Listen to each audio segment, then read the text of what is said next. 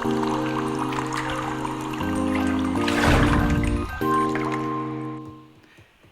everybody, it's Karen from Waterfall Acrylics. Welcome back. This is video number 310. It's a continuation from video 309 where I was demonstrating how to use liquid latex to prevent your substrate from resin going into certain areas where you don't want resin.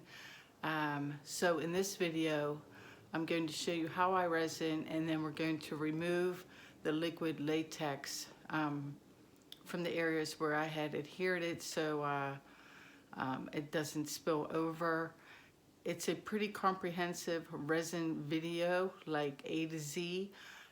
So if you're already experienced with using resin, I'm going to put up the timestamps and you can hop around where you want. There is a lot of good tips and tricks in here though, so you might want to check it out anyway, and I hope you guys enjoy. Let's get started. Hey guys, I'm back. It is resin day. I wanted to mention a couple things before we get to the resin portion. One is, as I mentioned earlier, if you do go over into your art with your liquid latex into an area that you don't want to resin, and I don't have any because I was pretty careful, you can take an X-Acto knife and just hold it down with 2 fingers, and then don't press too hard into your art, but you can kind of slice the liquid latex and remove the piece that's gone into your art. These come in handy. And I wanted to talk about substrates in liquid latex. So this was, obviously, it's a finished piece of art. This is painted white, and this is a wooden cradled gesso board. So it was gessoed and then painted on, and as I demonstrated, it peels off quite easily on a finished piece of wood. That's important because this is an MDF clock that I have a giant stack of things to be resined. This here is MDF, and I went and put a smear of the liquid latex on the back of this. It works, but it is much, much more difficult to roll off. Like, you really have to work it. And it kind of pulls at the MDF a bit as well. I would not recommend liquid latex on bare MDF, like on the back of a painting you've done, or in this case, the back of a clock. And it stains it as well. See that? It really does not want to come off. Please learn from my mistakes. I learned that the incredibly hard way when I thought I was all clever and took one of my wooden maple leaves here. And when I initially did this, I put liquid latex on the wood thinking, oh, it'll just peel right off like it does on my canvas. It took me, I'm not kidding, hours to get it off. It was a royal pain in the you-know-what. Do not put it on bare wood like this. And it doesn't like MDF. I've also taken it and put it on, this is the back of a Target clock, and smeared some off here. Again, it comes off, but you really, really have to work at it. It's a little better on this because this is probably better, you know, it's better wood than the MDF. So let me see if I can get all of this off. It is much tougher than it is there. I might get lucky here.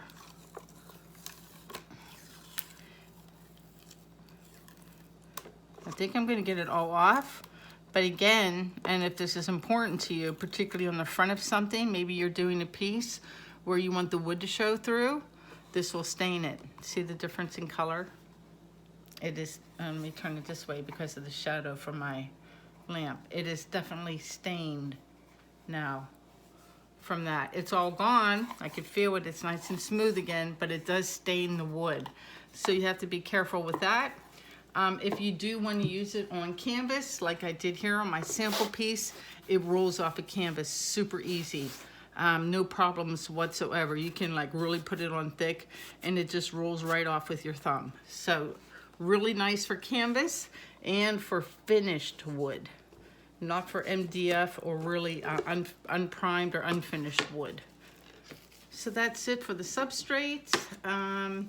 Let me pop up and show my face, and let's get to resining.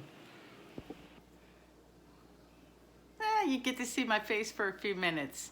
So before we start with the resining, I feel it's super important that we talk about health and safety first. If you're new to resining, I have a beginner's resin video. It's number 65. The link will come up there. Things that you should have before you even attempt to resin. Number one is a respirator. This is a 3M model 6001 respirator. This is a half mask or half face version and not a full face. It's upside down, and that's because I wear glasses, and to me it's more important to protect my lungs. So these guys are super easy to use. I'm actually going to demonstrate. I just decided. You just take it, put it on like this, straps. Oops, hold on.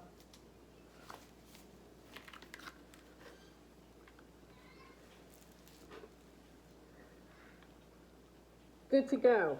You guys can't hear me though.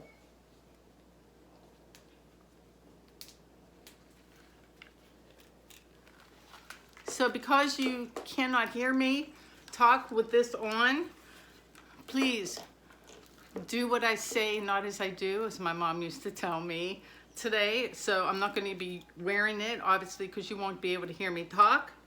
These ones have organic carbon filters. They snap off. You buy replacement ones. I do it like every half dozen uses. I probably should do it a little more frequently. Put on a new filter, resin your heart out. Number one thing you need, absolutely, before anything else. You're also going to need some gloves. Some people like the nitrile ones or the latex ones. These are nitrile. A couple pairs of those. You're also going to need a torch or a heat gun to pop bubbles. We'll be talking about that. And plastic or silicone are your friends. I prefer plastic items over silicone because silicone, particularly the cups, are bendy, and I find them harder actually to clean out resin than a plastic one. And I'm going to give you a demonstration right here. So this is from 2 nights ago, because it's like sunny and 75 in DC. It's been amazing. So I've been like, I gotta resin everything while I can. So this is from the Dollar Tree store.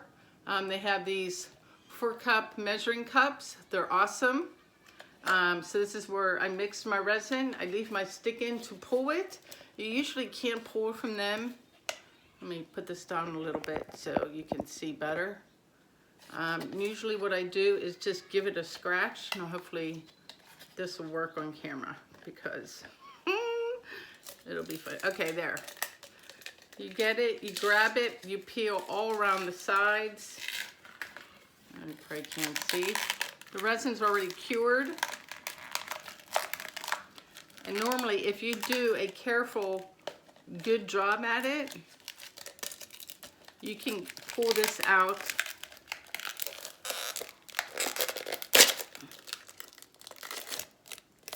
clean and just throw it away. Whistling clean on the inside. I missed a little piece right here on the spout. Worth their weight in gold. It's only $1. Can't beat it. So don't try to clean out you can like wipe it out with alcohol and paper towels and do all that. The cleanest, more environmentally friendly way is to simply let it cure and then peel it out. I'm gonna throw that away. And let's talk about measuring cups, because you're going to need one. And measuring cups are not, let me go back up. They are not created equal. So you can use a $1 measuring cup like this, perfect. You can go to Home Depot and buy one like this, and I want to show you, these ones are super handy if your brand of resin is measured in ratios. So if you have a resin brand that's measured, say, 2 parts hardener to 1 part resin, this particular brand from Home Depot lets you measure in ratios. So if it's 1 to 2, you just fill it up to the one line on one side. See, it says 1 to 1, 2 to 1, 3 to 1, and you can use this as your guide for your resin. That's this version. The other version is from Lowe's, and apologies for the dirty cup because it has paint drying in it so I can peel the paint. Theirs is strictly in mils and ounces, but it doesn't have the ratios.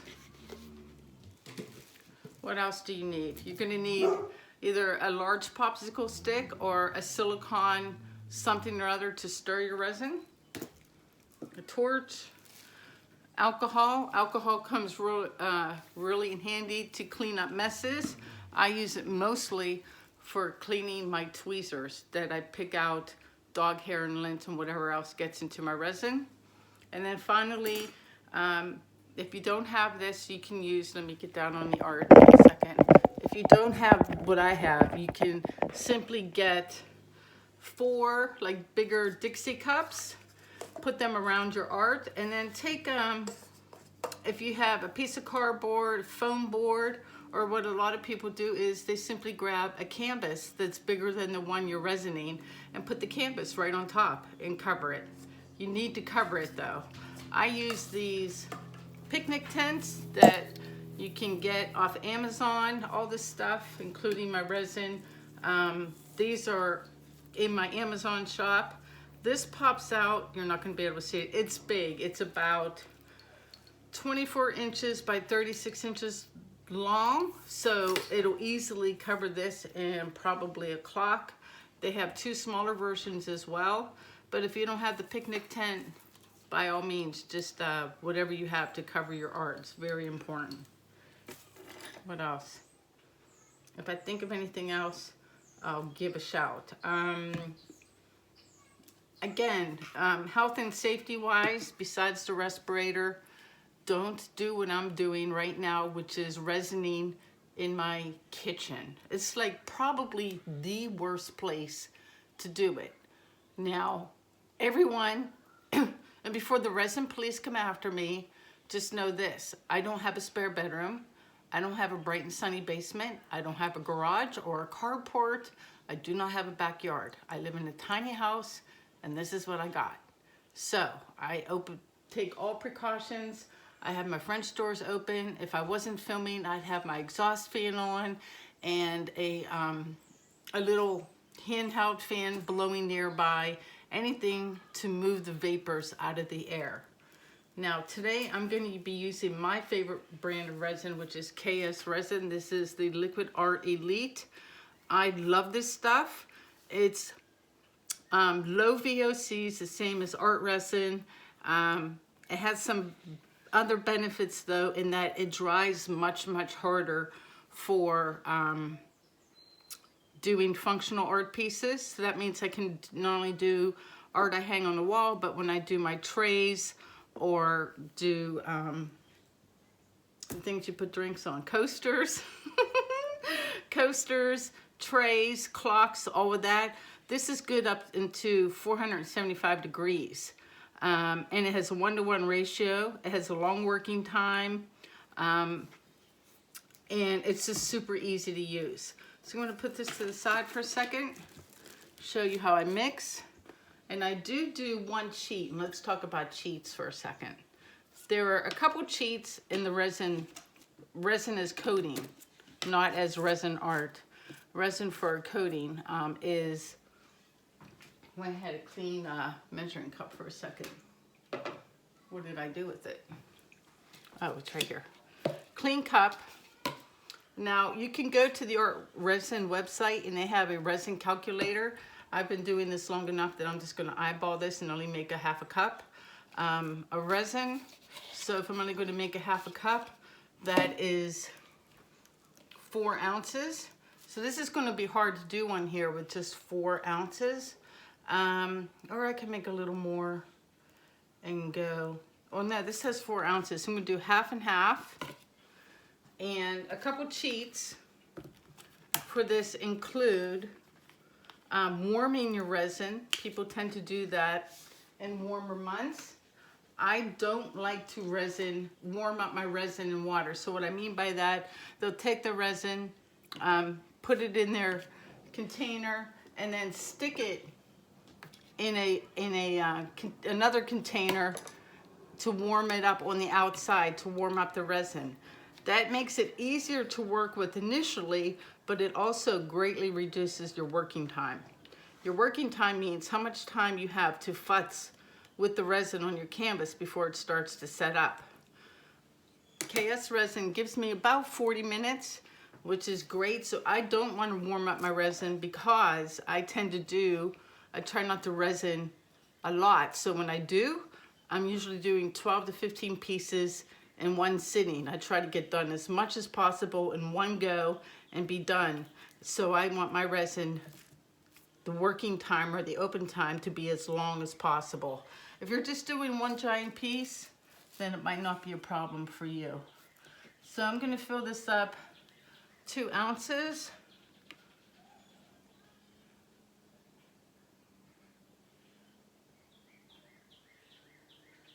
And then another 2 ounces. That was the hardener with the black cap, and then this is the resin in the white cap. You guys see me X-Acto knifing off the seal. Try not to drop it in there. I think I'm going to go a little bit over.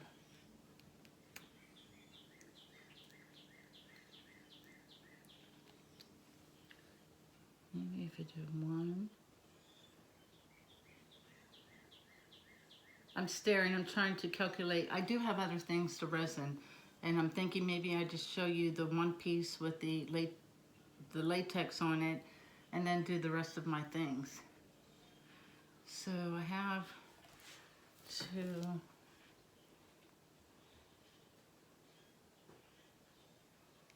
I'm just going to go a little bit above 4.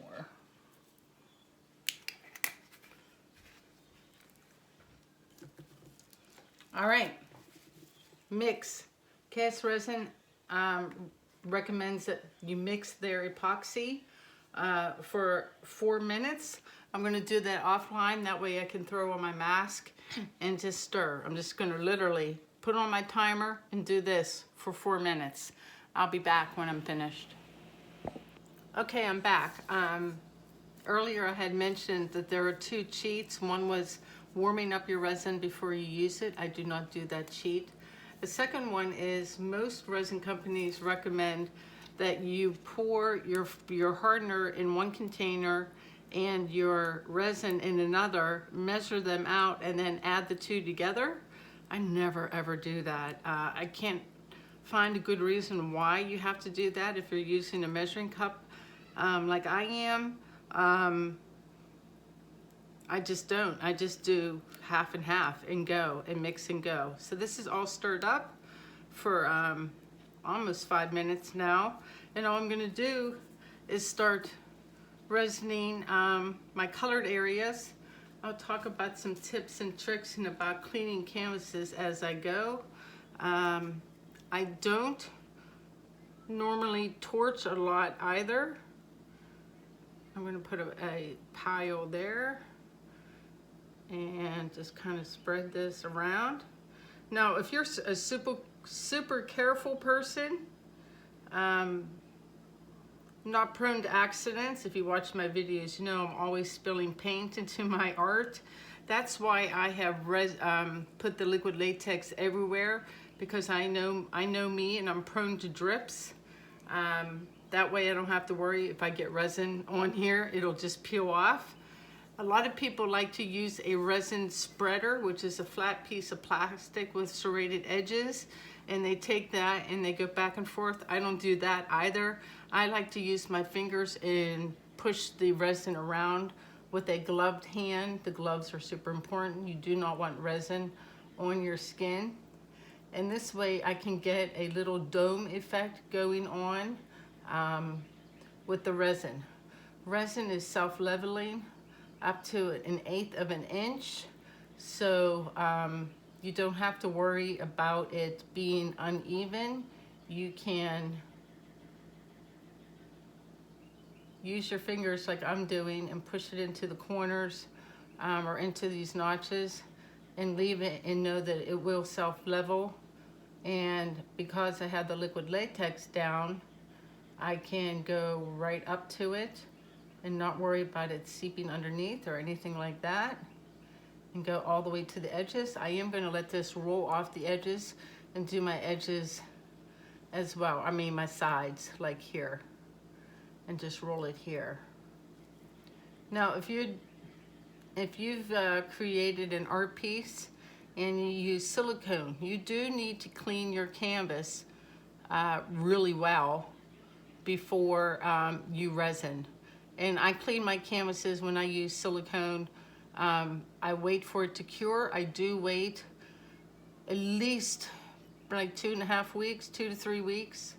And then I just use Dawn dish soap on a warm soapy sponge. I wipe it down, give it a very quick rinse with warm water, and take some paper towels and pat it dry. You should not see any paint on your paper towel. If you do, your painting is definitely not cured. It might be dry to the touch, but it is definitely not cured. So this is all I'm going to do. After that, the one product, if you use resin, and even if you clean it 2 or 3 times, I know some people like to use various powders like talcum powder or the stuff in the yellow can whose name just escaped me because I'm thinking of a million things at once. Oh, what's it called? Oh, it's gonna bug me. It's gonna drive me crazy. Hold on, I have a clean hand. What is this stuff called? A lot of people like to use this to clean with. It's cornstarch, this stuff. And they sprinkle it on and they wait overnight or 10 minutes, some people, and then clean it with Dawn, and that helps absorb the silicone oil. I don't do that either. What I do after I clean it with Dawn dish soap is I take the best product ever, Golden's Isolation Coat. You put 2 coats of this stuff on. It's a barrier between your art and your varnish, or in this case, your resin. And it's not completely impervious to silicone. You should still clean your canvas. But if there's any like a trace residue or a tiny bit left, you put on 2 coats of that Golden Isolation Coat, you will not get the pits or the divots left over at all. And then when you go to resin, it goes on like a dream. Now, should you get pits, or say you missed a big dog hair or something like that, because, you know, things happen, then you do have to redo your entire piece of art. You cannot spot resin. It won't level with the cured resin. You have to do your whole painting again. And if you want to do that, or you find yourself you need to do that, I do recommend that you scuff up your art by taking a piece of just general purpose sandpaper, really doesn't matter what grit, and scratch the hell. Let me get into this little section right here. Scratch the hell out of your art. It gives the resin a tooth. A lot of people don't do it, and they're like, oh, it works fine without it. Well, that's great, but I'm just telling you what I like to do. So I scratch it. If you go to do that, please, please wear your respirator. Breathing in that resin dust is awful, awful for your lungs. Be safe. Wear your respirator if you're going to sand. Oh my gosh, the neon colors are just blinging now. So this is all I'm gonna do for the next couple minutes and get into all these little nooks and crevices all along my edges here. And I'm just taking some resin, and I can see it on the edge of my glove here, and I'm just pushing it to the edges. That's all I'm doing. And then once I'm done with that, we'll cover it up, and I'll show you my cover. Well, actually, what I'll do is, if you notice, I haven't torched yet. I wait to torch because unless you're resining in a colder climate, the bubbles you get from stirring, they will disappear as you're doing this. If you have a ton of bubbles because it's colder, once you put a puddle on your substrate, you might want to give that a quick torch. And there is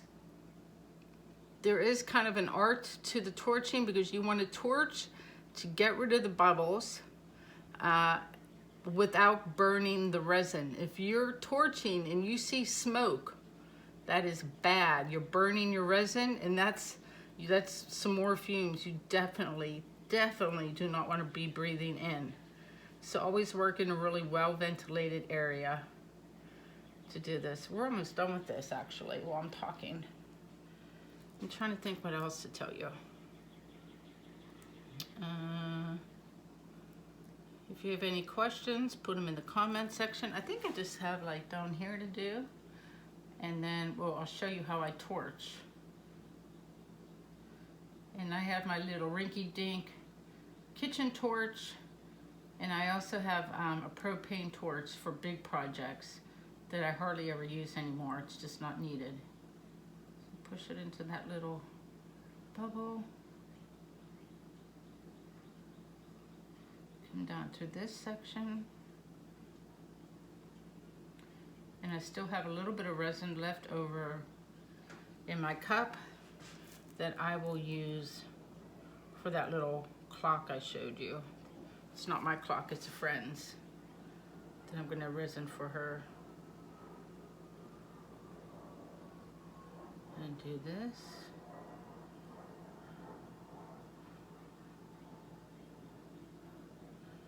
And looking good.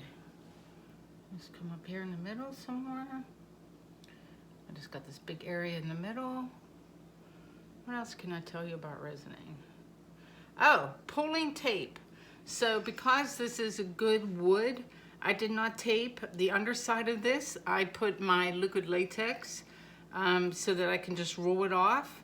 But if you tape, or if you've taped the edge, or you've made a dam because you want to get the dome effect without having to push with your finger or any of that, at least for KS resin, it's cured, not hard yet, but cured to the touch after 12 hours. I usually pull tape around the 10-hour mark. So that means, let's see, it's 3 in the afternoon. So I will be able to come back later tonight and show you guys that part of it too. And we'll be able to roll off the liquid latex. So that should do it. And I'm hoping to do this guy in just one coat.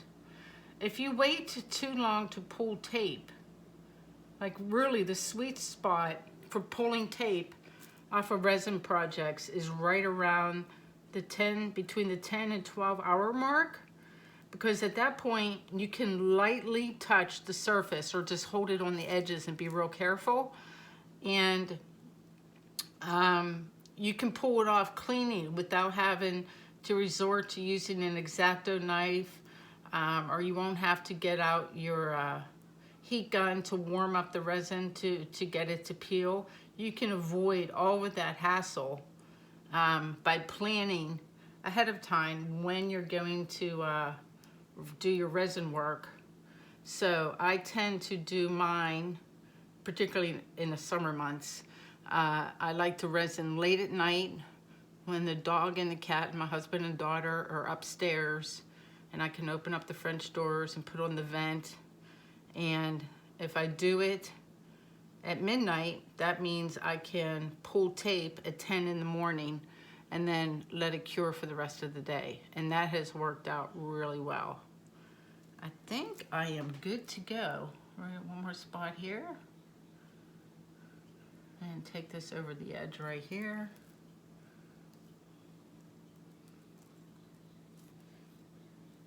I have the liquid latex on my edges as well, on the sides.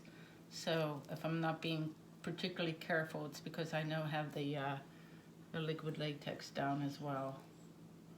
And I don't have to worry. And anywhere else, maybe right here. And then I'm going to pause a second and try to get my camera down low so you can see me pop bubbles. Hopefully that'll convey, and you can see how I torch without burning the resin. This is looking good. Looking really good. All right, this hand's still clean, so I'll be back in a minute. All right, I got this side angle going on. Hopefully, I'm not sure you're gonna be able to see the most exciting part, which is the popping of the bubbles. But basically, this flame comes out a good 5-6 inches. So I'm gonna hold my kitchen torch up rather high, and I am going to move fast and just do this. I am not going to linger on any one part. And I'm just going to do this to pop the bubbles everywhere. And the last thing I want to see, particularly since I don't have my respirator on, is any smoke. And that's it. At this point, I don't know if you're going to be able to see my head. I am going to stand here and look at this. You're going to kind of see my head a little bit, hopefully. I stand here, and basically I'm looking to make sure I did not miss any edges like I did right here. Not close enough, so let's give that a little push right there. And then I will be checking for hairs and things. I will tell you, I usually wait to do that, because even though I just gave this a torch, if you wait a good 15-20 minutes, particularly if you're only doing one piece like this, then bubbles will surface and you give it a second torch. And that's when I look for hairs or nits or anything in my resin before I cover it up and leave it be. I try to mess with it as little as possible, because the more you linger, the more likely you're gonna, something's gonna fall in just from the air. A microscopic little piece of lint or fuzz or animal hair, or hair from your own head. So I tend to leave it be. So I missed a little spot right there. And this is all I'm gonna do, is sit here or stand here and look at this sideways and make sure, particularly since I have all these edges to consider, that I have not missed an edge, because I don't want to have to do this all over because I didn't get close to my black line. Like I say, it's looking pretty good. We'll leave it be. Aha, see, I see something in my art right in front of you guys, right there. There is something. And at this point, I'm going to use my art tweezers, and where to go, and pluck it out, whatever that is, and plug it out, and then I wipe it on a paper towel, and then when I'm finished, I will put some of my isopropyl alcohol on a paper towel with gloves on and clean whatever I was using to pluck out hair. Usually it's my tweezers. I will leave my resin cure. I guess I have enough to do the clock in front of you guys. Let's do that real quick. I'll give you a bonus. Hold on.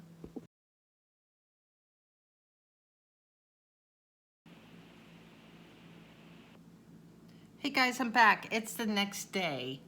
I couldn't film late at night, you know, because I didn't want to wake up the family. And then I decided I really wanted the colored part to look raised. So I ended up putting a second coat of resin and let it cure overnight.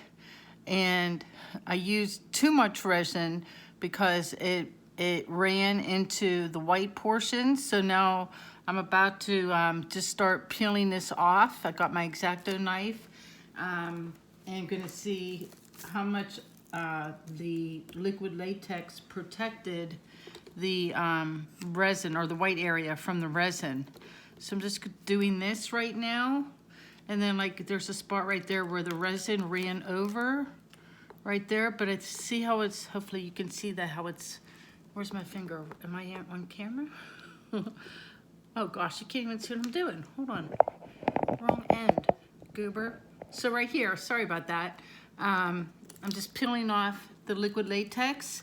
And like I said, I used a little bit too much resin and it ran into the liquid latex last night. So like, see right here, that's resin, but because there's liquid latex under there, I can get under there with my fingernail right there. And then what I'll just do is take my X-Acto knife, and since it's lifting up a little bit, and just carefully carve that out around my black edge. Give me a second to carve that out like that, and then I can lift it up probably with my knife. See, like that, and then just give it a peel. So if you do a, oops, come here you, and then that just peels off right to the edge. So that's awesome. So now that's like really quite raised right there. And I'm gonna do the rest of this. So I'm just gonna get the liquid latex off everywhere. Kind of like that, off the sides. Oh my God, this stuff is the best. Like that, and then wherever there's little tiny spots, like right here, where the resin ran over on top of the liquid latex, I'm just gonna take my X-Acto knife to it, and then get my fingernail under it, and then just peel it right off. It just comes right off. Maybe I'll pick another spot. Let me raise my camera, because I started this other corner over here. It's the same deal. I'm not gonna do this whole thing in front of you. I just wanna show you what you do. See right there in the little notch, you can go. I'm trying to get it, so let me move my camera. I'm sorry, I'm like the world's worst video editor. Oh, you know what, Karen? Just move the canvas. Hold on a second, let me flip the canvas around so you guys can see up close. Okay, that's better, so you can see what I'm doing. So this is just another corner. So I did that first corner, and I'm just peeling this off the sides and the top. And I'm not gonna, let's see if I can get in close to where this little notch is. And just pull on it. And right there you can see where the resin has run over a little bit. It is about 12 hours since I've done my second coat. And I'm just gonna take my X-Acto knife and kind of give it a little splice, lift it under, and there, that just pops out because of the latex. Come on out. And just give that a little tug, and boom. And then we can carry on. I'll try to keep my hands out of it. Go all along this edge here. It's very satisfying. I'm not gonna lie. Like, it's totally satisfying and fun to do this part. And look at that. Whee! So silly. Oh, it is very, very, very satisfying though. I'll take all of that off, get it off the sides. I'll go through a second time when I'm all done and make sure I got everything out. But see how it just took the liquid latex out? Can you see that part? Right there, where it's underneath the resin. See where I spilled over? Let me just keep going for a second, and then I'll carve that out and show you what it looks like. I'm gonna have to give this part a carve too. But see, the liquid latex prevents that resin from adhering to my substrate. So it just makes it really super easy to move. Get rid of this big, look at that. Just a little ball of rubber. And then I'm just gonna take my knife again and we'll just score it. So you don't wanna obviously cut down to your substrate, but you just score it with your X-Acto knife around your edge. If you spilled resin over like I did. You know, as careful as you may be, I think if I had just done the one coat, I wouldn't have to score right now. but since I went ahead and put 2 coats on here, that second coat ran over into the liquid latex. And I'm gonna have to sit here and just peel this now. So I'm gonna do that off camera. You guys get the general gist of it on how to do it. And I'll be back in a few minutes to show you the completed results. Stay tuned. Hey guys, just another handy little tip as I go around getting out the liquid latex from everywhere. If you have a part you need to carve off with your X-Acto knife, make sure you have a new blade, by the way. It just makes your life easier. And you carve it. Oh, that one's starting to peel. I was initially just like lifting it up with my X-Acto knife, but then little tiny bits were flying onto my art, and they're hard to get off because it's resin, and the resin and the liquid latex were sticking to my art. So I stopped like trying to, you know, flick it off, and instead switched to my art tweezers to peel it, to hold on to it, because otherwise, if it lands in your art, it can be a little bit annoying. Oh, I missed a spot right there. You guys can't see it, hold on the end. So as I go, I'm doing the sides. Let me lift this up a little bit. Can you see? No, you still can't see.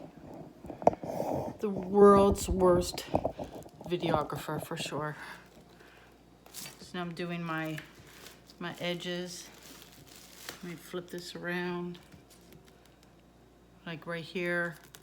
And this part here, that just comes off. Hey, get off. Super, super easy, like this. And like I said, even underneath, I have used, I don't want to turn this upside down just yet. Maybe I can do a little bit at an angle so you guys can see the back. Like, since you can see the side, this is just going to be a matter of me rubbing the liquid latex off the back of this as well. Sorry for the hand, just give me 1 sec. And just give it a rub, and voila. And that's how it all comes off the back, like that right there. All right, now I will be back with the final results in a few minutes. Or, you know, 2 seconds for you. See that big smile? I'm super happy with how this turned out. Like, super, super happy. I'll get in close in a second, but there's the finished results of this little project with the spot resin. Hopefully you can see the 3D effect. It's really cool in person. There's the back where I, you know, cleaned off all the liquid latex. Looks amazing. I do want to mention to you guys that if you take this project on, really time when you're going to do your resin so that you're up later in the day or the following morning. You want to start working on pulling everything right around the between 11 and 12 hour mark. The resin is dry to the touch at 12.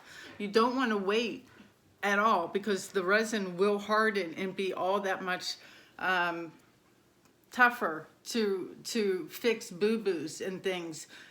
You want to do it while the resin is, you know, dry to the touch but still pliable. That is super important. Don't wait for the resin to cure 3 days. You'll have a hell of a time trying to carve it out because it'll be, you know, rock hard. So definitely go at it and remove your liquid latex and fix your little boo-boos like I was doing. A good 12 hours, 11, 12 hours, depending on what brand resin you're using. This was Chaos Resin. The products you can find in my Amazon shop. There's a discount code for Chaos Resin in the description section as well. What else can I tell you? I'm just now gonna, because, you know, I'm picky pants, I'm just gonna sit down at my table with a really strong light and a new blade in my X-Acto knife and go through and remove any kind of like minute little nit that I see. Once I'm finished with that, I'm going to paint the white parts flat white. I don't want any shine on that white at all. And then once that's done, I will probably redo my black outline around the design and throw it in a black floater frame. So you'll probably see the finished results in a couple videos because I got to order the frame and everything, and I'll show you what it looks like framed. I hope you found this, you know, a smidgen educational, fun project, and sorry for like all the wonky videoing. Not my strong suit. I'm better at this stuff. You guys take care. I'll see you in the next video where I actually paint. Take care and peace out.